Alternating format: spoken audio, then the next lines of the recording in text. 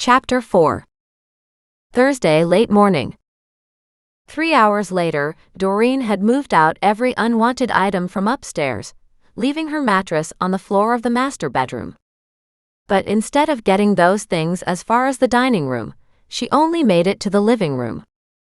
She had culled out the closets and the bathrooms, and aside from her toiletries and the clothes she had already sorted in her bedroom, and those she had moved to the guest room closet, she completely emptied the second floor. Deciding that was likely all she could do for the moment, she grabbed the cleaning rags and headed back upstairs, picking the spare room to start on. Although it was full of clothes she still had to decide whether to keep or not, she wiped the shelves and the floors and washed the walls, the doors, the windows, and the ledges. By the time she had completely finished spring cleaning all the upstairs, she had a sprawled pile of boxes and containers in her living room. She wiped the stairs as she went down. Then she made a quick trip halfway up to reach for the banister, where she had forgotten a couple dusty spindles. She gave a hearty sigh when she made it back to the first floor. It had taken her longer than she thought, but it was to be expected. She wondered if she should sort through the piles or keep going. Frowning, she walked into the dining room and found a box of odds and ends. She picked it up and carried it to the living room to add to the rest, and cleaned the dining room from top to bottom. She would love to get somebody in here to look at design options with her. She wanted to renovate this room into the open layout she preferred. Still, that was one more room done. She took a break and made herself a list as she put on the tea kettle. Quickly she jotted down what she had done so far, and then wrote down the things she still had to do.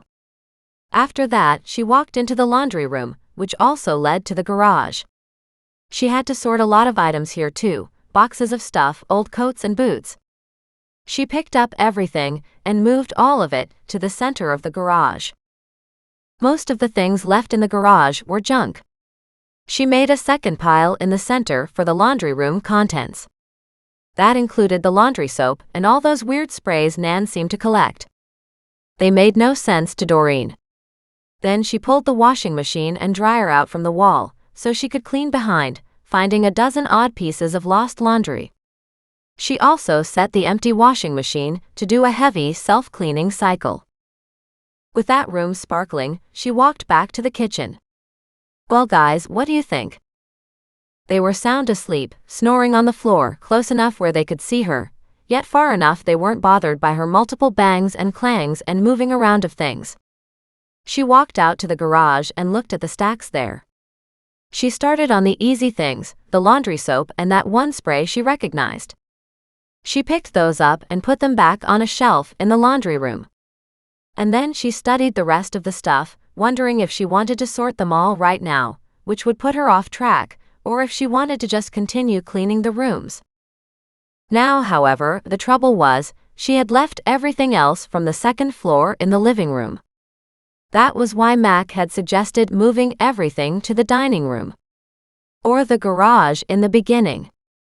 She rolled up her sleeves and transferred everything from the living room out to the garage, except for those two pot chairs.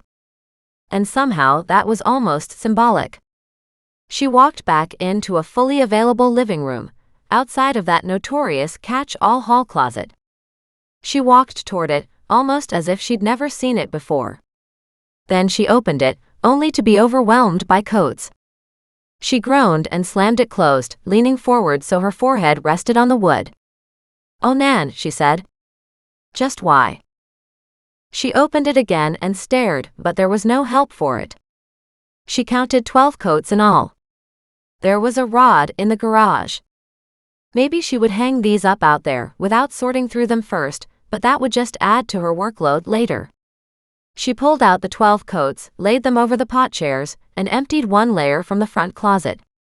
More shoes, boots, hats, gloves, and scarves. She put all that into a huge garbage bag and carried it to the garage. When she returned, she wiped the inside of the closet and the door, leaving the shelves and the stuff stacked in front of the shelves for later today. Otherwise, it was half empty, and with that, she closed the old hardwood door with a snick and turned to face the living room window. The curtains were closed because of the media, but she didn't want to let that stop her. She took the curtains off the rod, rushed to put them into the washing machine. There were enough drapes to do one load. Then she grabbed her glass cleaner and scrubbed the windows. She had done the same upstairs, but had forgotten to take down the curtains. She'd do that in a minute. But with the living room window cleaned and drape-free, cameras flashed like crazy. She went upstairs and took down all the curtains up there. She made a pile in front of the laundry room, so she could put that load on as soon as the first load was done. Then she went to work sorting the coats, moving them to the kitchen table to avoid doing it in front of the bare window. Before starting, she made herself a big sandwich. She was generous with the ham and cheese for herself and for the critters. Thaddeus thoroughly enjoyed a cherry tomato and some lettuce. She didn't mind that they were eating a lot. She had to keep their energy up, just in case she got into trouble and needed them again.